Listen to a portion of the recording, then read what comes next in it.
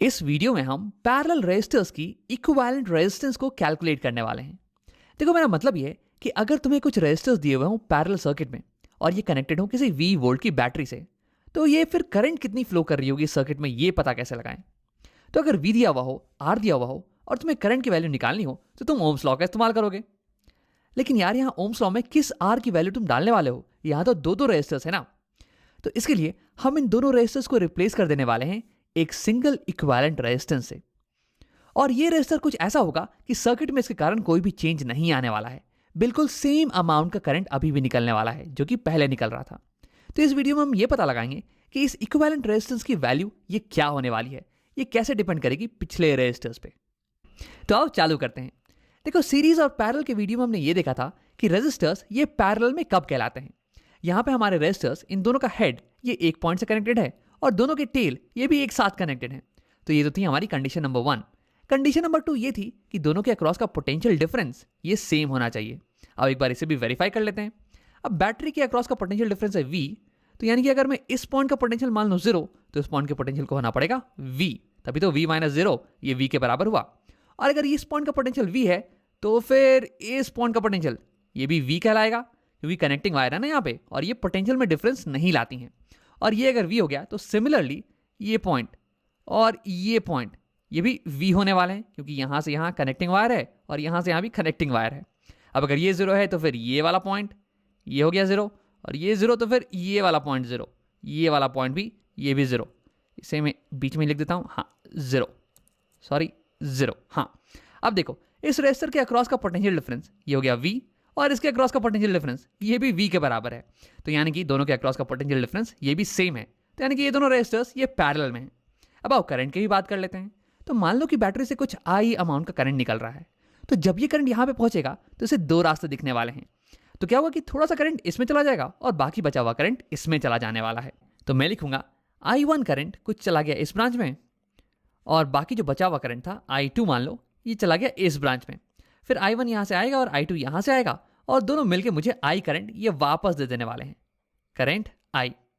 अब देखो, करंट ये तो बस इलेक्ट्रॉन का फ्लो होता है ना। तो इलेक्ट्रॉन जब यहाँ पे आएंगे तो कुछ इलेक्ट्रॉन्स यहाँ चले गए और बाकी इलेक्ट्रॉन्स यहाँ चले जाने वाले हैं। और इलेक्ट्रॉन्स यहाँ रजिस्टर में इकट्ठा तो होंगे नहीं, यानी कि जितने इलेक्ट्रॉन आए थे उतने इलेक्ट्रॉन निकलने वाले भी हैं। और ये दोनों मिलके मुझे equal number of electrons they देंगे, यानी कि इक्वल अमाउंट ऑफ करंट। तो देखो, मैं यहाँ से ये देख रहा हूँ कि I1 प्लस I2 ये बराबर हो रहा है I के। तो अब इसे भी लिख लेते हैं, I1 प्लस I2 ये बराबर हो गया I के। अब वैसे यहाँ पे डायग्राम में बहुत ही खिचपिच हो गया है, तो और थोड़ी सी सफाई कर लेते हैं। हाँ, तो मुझे यहाँ पे दिख रहा है कि इस रेजिस्टर के अक्रॉस का पोटेंशियल डिफरेंस ये V के बराबर और इसकी वैल्यू है R1। तो यानी कि मैं इसमें ओम्स लॉ का इस्तेमाल करके इसमें बहने वाले करंट की वैल्यू कैलकुलेट कर सकता हूँ। देखो, ओम्स लॉ हो गया V = IR, R पता है V पता है तो I कैलकुलेट कर सकते हैं। दोनों साइड अगर मैं R से डिवाइड कर दूं तो मेरे पास आ जाएगा I = V/R।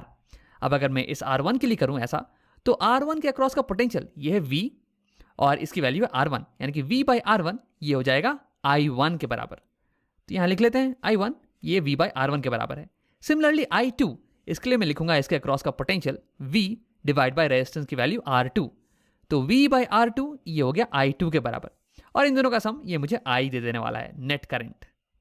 अब आओ इन रेजिस्टर्स को हम रिप्लेस कर देते हैं एक सिंगल रेजिस्टर से। मैंने रिप्लेस कर दिया है ना एक सिंगल रेजिस्टर से, और ये रेजिस्टर की वैल्यू कुछ ऐसी होने वाली है कि सर्किट में कोई भी चेंज नहीं आएगा। सर्किट में अभी भी सेम अमाउंट ऑफ करंट बहने वाली है, करंट I। अब आओ इसके लिए ओम्स लॉ को लिखते हैं। तो देखो, इसके अक्रॉस का पोटेंशियल डिफरेंस ये भी V के बराबर होने वाला है और उसमें कुछ I करंट बह रही है। तो यानी कि मैं इसकी मदद से, ओम्स लॉ की मदद से मैं I की वैल्यू को कैलकुलेट कर सकता हूँ। I = V/R। इसके अक्रॉस का पोटेंशियल हो गया V और इसकी रेजिस्टेंस ये मैंने डिनोट कर दी है RP से। तो I बराबर हो जाएगा V/RP। तो यानी कि मैं यहाँ पे लिखने वाला हूँ I के जगह पे V/RP। अब देखो, V/RP = V/R1 प्लस V/R2। तो मैं दोनों साइड अगर V से डिवाइड कर दूं तो ये V कैंसिल आउट हो जाने वाला है और मेरे पास फाइनली आने वाला है 1/RP = 1/R1 प्लस 1/R2। और इसकी मदद से मैं RP की वैल्यू कैलकुलेट कर सकता हूं। तो अगर तुम्हें कुछ रेजिस्टर्स पैरेलल में दिए हुए हों तो तुम उन्हें रिप्लेस कर सकते हो एक सिंगल रेजिस्टर से, एक सिंगल इक्विवेलेंट रेजिस्टर से, जिसके कारण कि सर्किट में कोई भी चेंज नहीं आएगा। अब इसकी वैल्यू ये हम कैलकुलेट करने वाले हैं इस फॉर्मूले की मदद से, 1/RP = 1/R1 प्लस 1/R2। अब देखो यहाँ पे तो हमने इस फॉर्मूले को डिराइव किया है केवल 2 रजिस्टर के लिए, लेकिन जरूरी नहीं है कि यहाँ पे केवल 2 ही रजिस्टर हो सकता है यहाँ पे 3 या 4 रजिस्टर हो, लेकिन फॉर्मूले में कोई भी अंतर नहीं आने वाला है, बस टर्म्स कुछ ऐड हो जाने वाले हैं। जैसे कि फॉर एग्जाम्पल अगर यहाँ पे एक और रजिस्टर होता पैरेलल में R3, तो देखो इस बार जो करंट है ना ये अब 3 ब्रांचेस में डिवाइड हो जाने वाला है, I1, I2 और I3। तो यहाँ पे हम लिख देंगे I is equal to I1 plus I2 plus I3, और I3 की वैल्यू हम कैलकुलेट कर लेने वाले हैं ओम्स लॉ की मदद से। I3 ये बराबर हो जाएगा पोटेंशियल, अब देखो क्योंकि ये भी पैरेलल में है तो इसके अक्रॉस का पोटेंशियल ये भी सेम रहने वाला है V के बराबर, और रेजिस्टेंस जो खैर R3 है, तो यानी कि I3 की वैल्यू हो जाएगी V बाई R3।